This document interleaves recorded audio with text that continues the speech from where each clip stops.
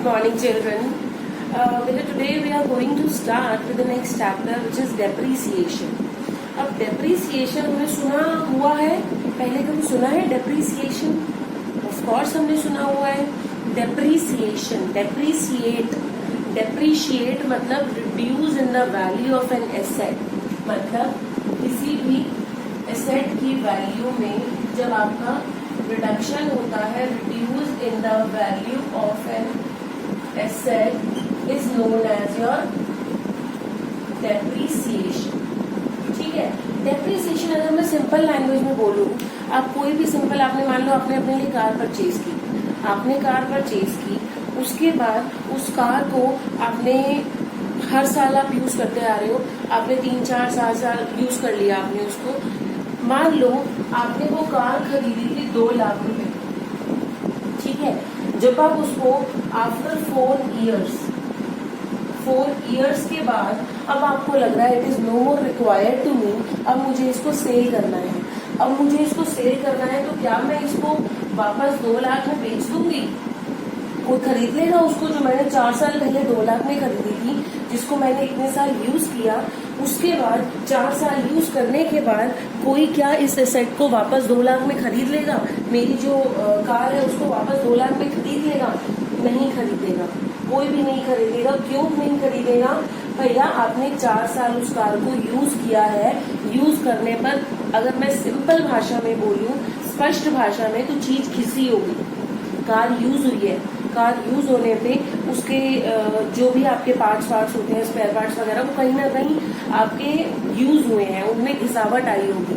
वो घिसावट आने की वजह से अब अगर मैं बोल देती हूँ 4 साल यूज करने के बाद वो मेरी जो एसेट है वो 1 लाख रुपए में जा रही है, तो जो ये रिड्यूस हुई मेरी वैल्यू, जो 4 साल में मेरी एसेट की वैल्यू रिड्यूस हुई, मैं ये कह सकती हूँ कि मेरी एसेट पे डेप्रिसिएशन लग गया, मेरी एसेट की वैल्यू रिड्यूस हो गई.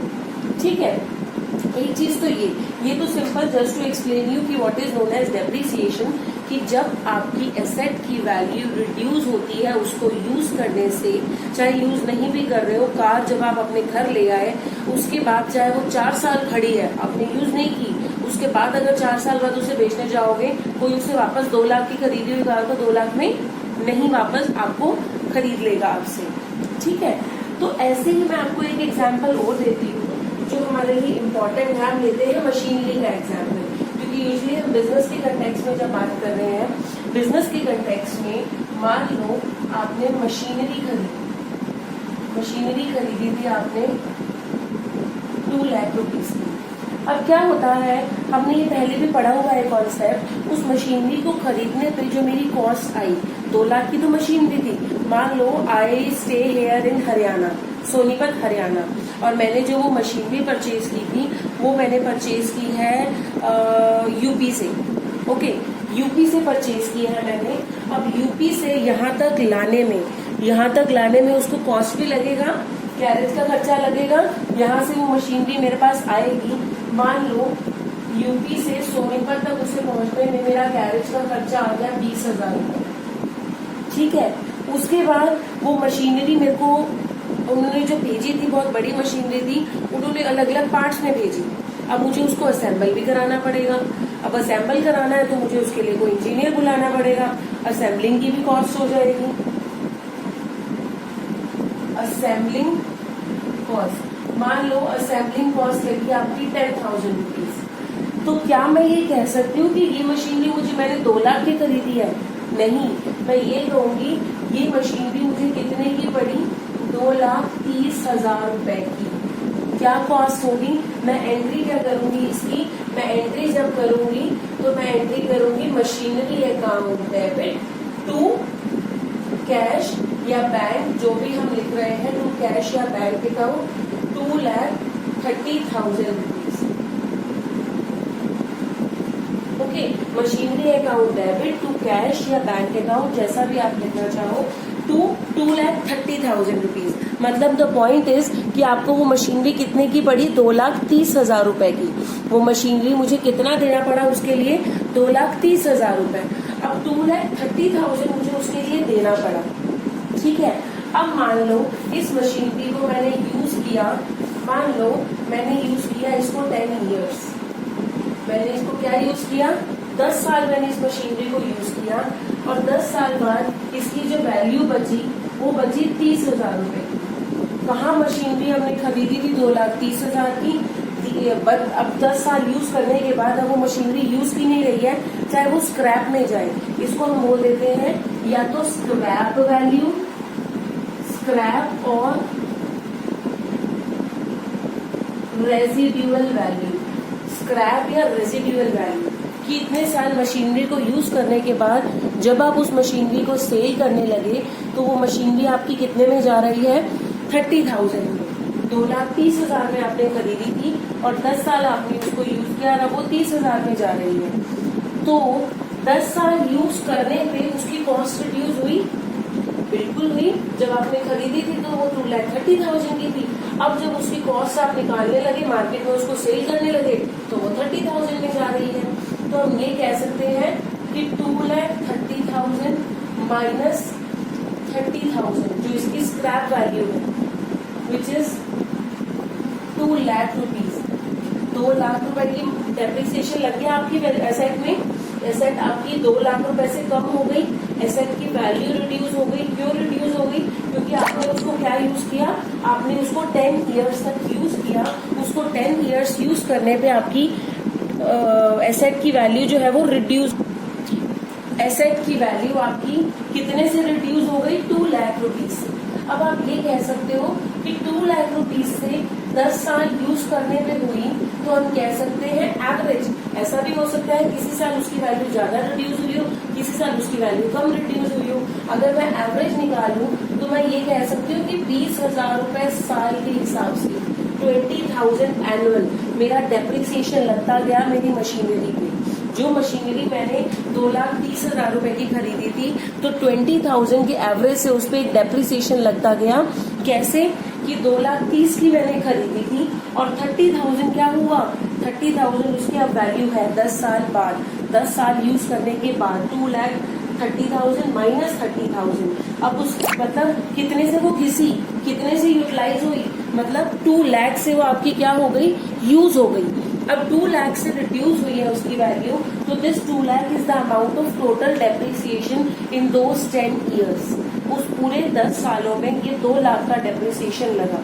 अगर मैं एवरेज निकालने जाऊं तो मैं कह सकती हूँ 2 lakh divided by 10 which is 20,000। Average जो मेरा साल का डेप्रिसिएशन लगा वो 20,000 रुपए लगा। कह सकते हैं हम ये चीज, 20,000 रुपए का मेरा एवरेज हर साल का डेप्रिसिएशन लगता गया। ठीक है, अब ये था डेप्रिसिएशन, ऐसे होता है डेप्रिसिएशन। अब जाने अनजाने हमने क्या कर दिया, हमें एक मेथड समझ में आ गया। आपका जो डेप्रिसिएशन कैलकुलेट करने के आपके 2 मेथड्स होते हैं जिनको हम बोल देते हैं स्ट्रेट लाइन वैल्यू मेथड या रिटन डाउन वैल्यू मेथड। एक होता है आपका स्ट्रेट लाइन वैल्यू मेथड, जिसमें क्या होगा कि हर साल आप फिक्स डेप्रिसिएशन की हर साल 20-20 हजार आप रिड्यूस करते जाओगे और आपकी वैल्यू जो है वो एंड में 10 साल बाद आकर कितनी हो जाएगी, 30,000। ठीक है, तो एक होता है हमारा स्ट्रेट लाइन वैल्यू मेथड और एक होता है हमारा रिटन डाउन वैल्यू मेथड। फिलहाल जो हमने क्या किया हमने, अब ये देखो कि डेप्रिसिएशन को कैलकुलेट करने के लिए मुझे क्या क्या चाहिए था। सबसे पहले तो मुझे उसकी टोटल कॉस्ट चाहिए थी। कैसे? अब डेप्रिसिएशन को कैलकुलेट करने के लिए ध्यान से समझना, डेप्रिसिएशन को कैलकुलेट करने के लिए मुझे उसकी कॉस्ट चाहिए थी। ठीक है, प्लस जो उसमें मेरे एक्सपेंसेस हुए, ये मेरे एक्सपेंसेस हुए थे कैरेज का और असेंबलिंग का, तो 2 लाख की वो मशीनरी थी, वो मेरी कॉस्ट हो गई, प्लस उसके एक्सपेंसेस। ठीक है, माइनस उसकी रेजिड्यूअल या स्क्रैप वैल्यू। रेजिड्यूअल या स्क्रैप वैल्यू अगर मैं उसमें से घटा दूं, मतलब आप ये देखो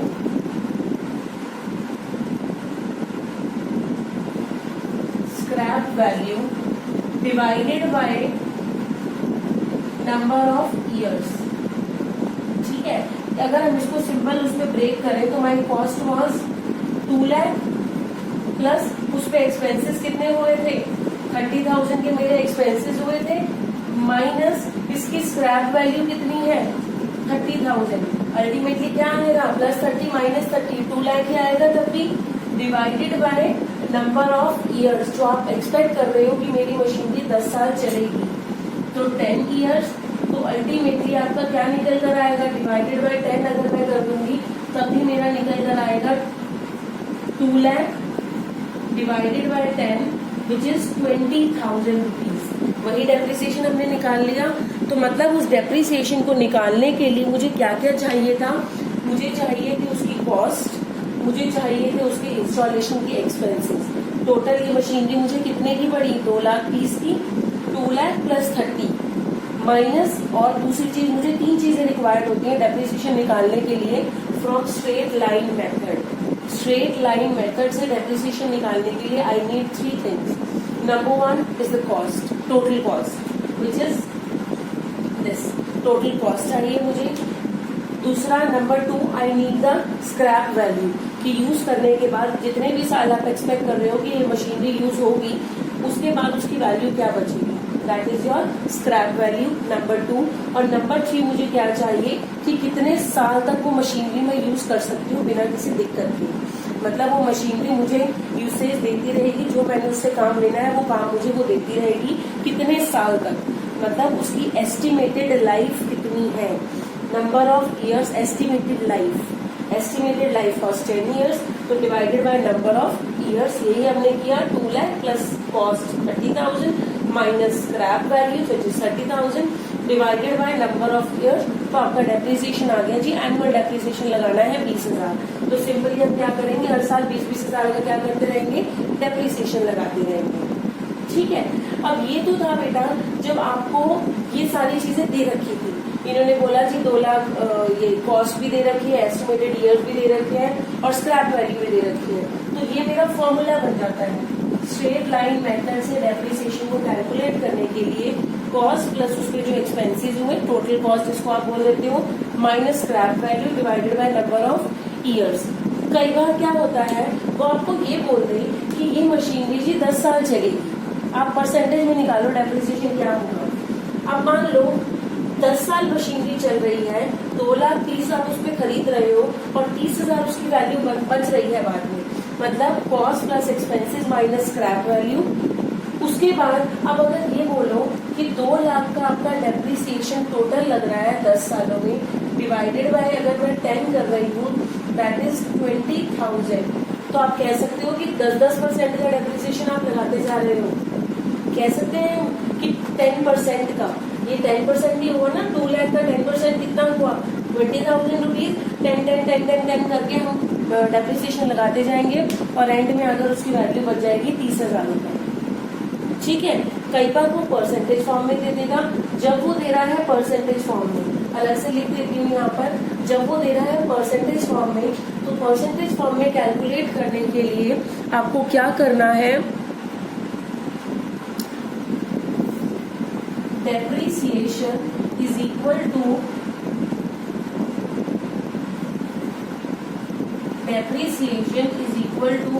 cost plus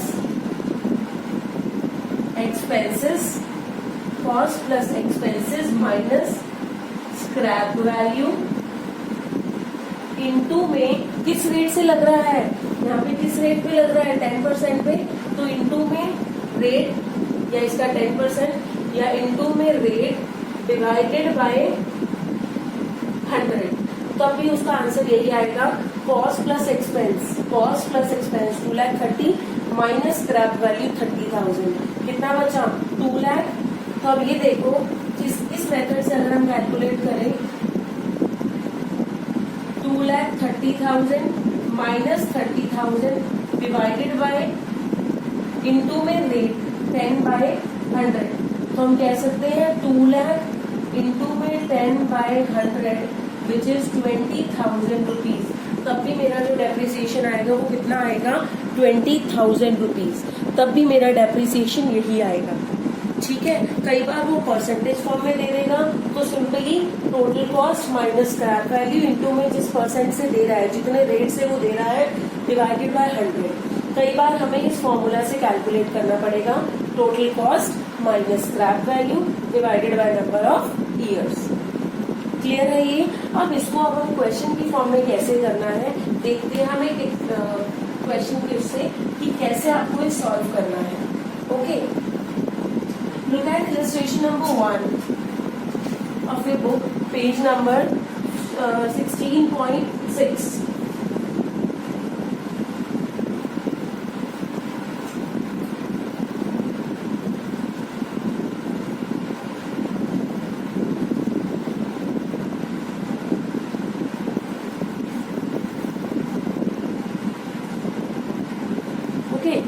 ये देखिए, नेक्स्ट आपकी बुक में एक एग्जाम्पल दे रखा है पेज नंबर 16.6 पे।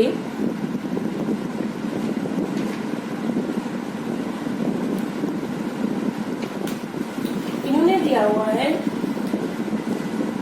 On 1st April 2015 Atul glass limited purchased a machine for 90,000 and spent 6,000 on its carriage and 4,000 on its erection। 90,000 की मशीनरी खरीदी, 6,000 उसकी कैरेज पे लगा। अब ये देखो कि मशीनरी जो हमने परचेज की है, मशीनरी की कॉस्ट थी, यहाँ कर लेते हैं साइड में, कॉस्ट थी 90,000, ठीक है। 6,000 उसकी कैरेज पे लग गया, कैरेज 6,000, उसके बाद 4,000 उसकी इरेक्शन पे लगा, इरेक्शन जिसको आप बोल देते हो रिपेयर, इरेक्ट कराने, दैट वाज 4,000। तो आपको ये मशीनरी टोटल कितने की पड़ी? 1 लाख रुपीज की उनको ये टोटल मशीनरी पड़ी। उसमें वो आगे बोल रहे हैं, on the date of purchase it was estimated that estimated life of it was estimated that the effective life of the machine will be 10 years and after 10 years its scrap value will be 20,000 rupees। if it is not visible I will do it here। देखिए,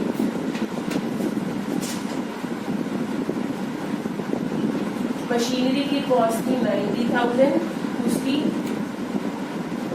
carriage पे लगा 6,000, उसकी erection पे लगा 4,000, total जो cost आई वो कितनी आई? 1 lakh rupees की। अब वो बोल रहे हैं कि ये एक्सपेक्ट कर रहे हैं कि मशीनरी जो है वो estimate effective life of the machine will be कितनी है? एस्टिमेटेड लाइफ जिसको आप बोल देते हो, estimated life is 10 years, estimated life है 10 ईयर्स। उसके बाद वो बोल रहे हैं 10 साल बाद उसकी जो वैल्यू होगी, स्क्रैप वैल्यू विल बी 20,000। एक चीज हमें और दे रखी है, scrap value which is 20,000 rupees. Prepare machine account and depreciation account for 4 years after providing depreciation on fixed instalment method, या फिर जिसको हम बोल देते हैं straight line method. You have to make a machinery account. Machinery account हमें बनाना है, कोई भी सिंपल अकाउंट जैसे हम बनाते हैं वैसे ही हमें क्या बनाना है? मशीनरी अकाउंट बनाना है। मशीनरी अकाउंट सिंपल जैसे हम अकाउंट बनाते हैं, I hope it is visible. Machinery account बनाना है हमें वैसे ही, ये वैल्यूज हमें दे रखी हैं। ओके, डेट का बहुत इंपॉर्टेंट रोल होता है हमारा इसमें, क्योंकि कैलकुलेशंस हमारी उसी के अकॉर्डिंग होगी आगे, चाहे इस क्वेश्चन में नहीं हो बट अदरवाइज भी डेट का बहुत इंपॉर्टेंट रोल रहता है। तो you have to be very particular and very careful about recording all the minute details. Particulars about rupees, date, particulars about rupees. ठीक है, सबसे पहले जब आपने वो मशीनरी खरीदी होगी जिसपे कि आपने क्या किया, 90,000 का खरीदी मशीनरी, कैरेज लगा 6,000, इरेक्शन पे लगा 4,000, तो machinery account debit to bank account आपने कितना दिया? 90,000 एक दिया, 6,000 एक दिया, 4,000 एक दिया। फिलहाल मैं क्या बना रही हूँ? Machinery account. आपने कब खरीदी है ये? 1 अप्रैल 2015। 1 अप्रैल 15 को आपने मशीनरी खरीदी, machinery account debit to bank account. अब जब मशीनरी अकाउंट में पोस्ट करेंगे, लेजर पोस्टिंग हमने कर ली है, आई होप आप लोग ऑलरेडी आती है वो आपको। टू बैंक अकाउंट 90,000 मेरा एक लगा, फिर टू बैंक अकाउंट ब्रैकेट में कैरेज पे लगा 6,000 रुपीज, फिर टू बैंक अकाउंट ब्रैकेट में आपका इरेक्शन में लगा 4,000 रुपीज। कितने की पड़ी आपको वो मशीनरी? 1 लाख रुपीज की। अब वो बोल रहे हैं आपको डेप्रिसिएशन कैलकुलेट करना है। डेप्रिसिएशन कैलकुलेट करने के लिए मैंने आपको फॉर्मूला बताया। द फॉर्मूला इज, देखते हैं हम यहाँ पर, formula is depreciation is equal to cost minus scrap value, ठीक है, डिवाइडेड बाय एस्टिमेटेड लाइफ। ठीक है, अब कॉस्ट कितनी है? टोटल मेरी कॉस्ट कितनी लगी है? 1 लाख रुपीज मेरी टोटल कॉस्ट लगी है। ओके, उसके बाद अब total cost is 1 lakh, estimated life वो बोल रहे हैं कितनी है? 20,000 rupees. Estimated life is 20,000 rupees minus 20,000 which is scrap value divided by estimated life. Estimated life उन्होंने दे रखी है 10 ईयर्स, तो मेरा depreciation is equal to 80,000 divided by 10, that is 8,000। मतलब हर साल जो हमारा डेप्रिसिएशन लगेगा वो कितना लगेगा? 8,000 रुपीज। आ गया बेटा ये समझ में? सिंपल हमने फॉर्मूला लगाया जो भी हमने डिस्कस किया था, कॉस्ट माइनस में scrap value divided by estimated life. Cost कितनी थी आपकी? टोटल 1 लाख रुपीज की आपकी कॉस्ट थी। कॉस्ट माइनस में स्क्रैप वैल्यू, स्क्रैप वैल्यू भी बुक में दे रखी है ऑलरेडी क्वेश्चन में 20,000, और एस्टिमेटेड लाइफ भी हमें दे रखी है 10 years, divided by estimated life 10 years. तो हमारी जो कॉस्ट आ रही है, वो डेप्रिसिएशन आ रहा है, वो कितना आ रहा है? 8,000 रुपीज। ठीक है, एक तरह से हम ये भी कह सकते हैं कि 1 लाख पे 8,000 का डेप्रिसिएशन लग रहा है, तो हम ये कह सकते हैं कि 8% का डेप्रिसिएशन लग रहा है। 1 लाख 8,000 कितना परसेंट होगा? 8% होगा। मतलब 8% से आपकी वैल्यू जो है वो मशीनरी की रिड्यूस होती रहेगी। अब साल के एंड में 31/3 को आपकी वैल्यू क्या रहेगी? बाय डेप्रिसिएशन अकाउंट कितनी डेप्रिसिएशन लगेगा पहले साल? 8,000 का। आपने 1 अप्रैल को मशीनरी खरीदी थी, 1 अप्रैल 2015 से 31/3/2016 तक 1 साल का बन गया ये मेरा अकाउंट, जिसमें मेरा डेप्रिसिएशन लगा 8,000। अब 1 लाख की मशीनरी में 8,000 की मैंने यूज कर ली, तो अब मेरी मशीनरी की वैल्यू कितनी बची? बाय बैलेंस कैरिड डाउन कितना बचेगा? 92,000। 1 लाख माइनस 8,000 विच इज 92,000। अब हम क्या करेंगे? नेक्स्ट ईयर हम फिर आएंगे 1 अप्रैल 2016। अब हम लिखेंगे टू बैलेंस ब्रॉट डाउन। ये मैं कितने सालों का बना रही हूँ? इन्होंने हमें बोला है we have to prepare for 4 years. हम 4 ईयर्स का बना रहे हैं। 1 साल का ये बना। अब सेकेंड ईयर में 1 अप्रैल 2016 को बैलेंस ब्रॉट डाउन हुआ। ये जो बैलेंस हमारा खत्म किया था हमने, ये ब्रॉट डाउन कर लेंगे। टू बैलेंस ब्रॉट डाउन कितना? 92,000। अब फिक्स्ड वैल्यू है, स्ट्रेट लाइन मेथड है या फिक्स्ड कॉस्ट मेथड डेप्रिसिएशन है, तो फिक्स है कि हर साल आपको 8,000 से ही डेप्रिसिएशन लगेगा। हर साल कितने से डेप्रिसिएशन लगेगा?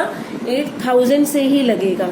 अब हर साल 8,000 से लगेगा, तो अब फिर हमारा साल क्लोज होगा 31/3/17 हमारा लगेगा बाय डेप्रिसिएशन अकाउंट। कितना फिक्स है हमारा? तो depreciation 8,000 rupees by balance carry down. अब हमारा बचेगा 84,000 रुपीज। Okay, 84,000 rupees. ये हमारा सेकेंड ईयर भी क्लोज हो गया। अब हम आते हैं अपने थर्ड ईयर में। थर्ड ईयर में 1 अप्रैल 2017 फिर हमारा क्या होगा? To balance brought down. पिछले साल कितने पे छोड़ा था? 84 पे। 84 लिख देंगे यहाँ पर।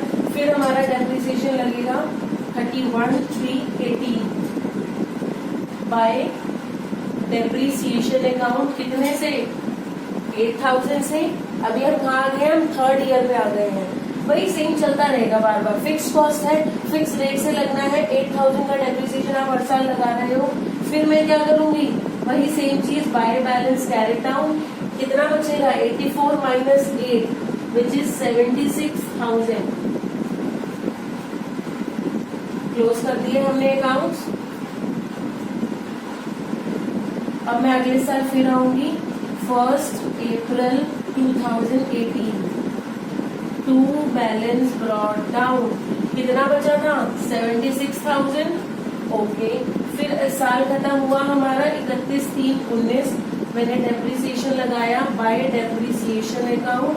कितने से लगेगा 8,000 रुपीज से बाय बैलेंस कैरी डाउन। अब 76 माइनस 8 दैट इज 68,000। अब मेरी जो वैल्यू बची वो कितनी बची 68। ठीक है, अब अगले साल हम फिर आएंगे। हमें 4 साल का बनाना था, हम 4 साल का बना चुके। 1 ईयर, 2 ईयर, 3 ईयर, 4 ईयर। अब यहाँ पे बस हम लिख के छोड़ देंगे 1 अप्रैल 2019 टू बैलेंस ब्रॉट डाउन कितना है 68,000। ये हम लिख के यहाँ पर छोड़ देंगे 68,000 का बैलेंस। ओके, 4 साल का हमने डेप्रिसिएशन लगा लिया। फिक्स रेट से डेप्रिसिएशन हमारा लगना था। पहले साल में जब मैंने मशीनरी खरीदी थी तो एंट्री हुई थी machinery account debit, machinery account debit to bank, machinery to bank, machine. ये जो 3 चीजें आपकी कॉस्ट जो आई थी, टोटल मेरे को मशीनरी कितने की पड़ी थी 1 लाख रुपए की। डेप्रिसिएशन हमने कैलकुलेट किया cost minus scrap value divided by estimated life which came 8,000 rupees. मतलब हर साल 8-8 हजार का आपने डेप्रिसिएशन लगाना है। ठीक है, तो बाय डेप्रिसिएशन 8,000, बैलेंस कितना बचा 92। अगले साल फिर यहाँ पे आ जाएगा 1 अप्रैल 2016 को बाय बैलेंस ब्रॉट डाउन 92। फिर डेप्रिसिएशन लगा बाय डेप्रिसिएशन अकाउंट 8,000। फिर बैलेंस कैरी डाउन किया 84। फिर यहाँ पे आया ऐसे जितने सालों का उन्होंने बोला है, इन्होंने 4 इयर्स का बोला था, हमने 4 इयर्स के अकाउंट बनाए। क्लियर है बेटा, बहुत इजी है। मैं हर कुछ में यही बोलती हूँ, इट जस्ट नीड्स अकाउंट्स में सिर्फ आपको you need your understanding, good understanding and your logics. You should know the reason behind each and every entry. कुछ भी क्रैम नहीं करना है अकाउंट्स में कभी भी थ्रू आउट योर लाइफ। आपको रीजन पता होना चाहिए कि किस एंट्री को आपने डेबिट किया और क्यों किया, किस एंट्री को आपने क्रेडिट किया और क्यों किया। Okay, that's it for today's class. Thank you.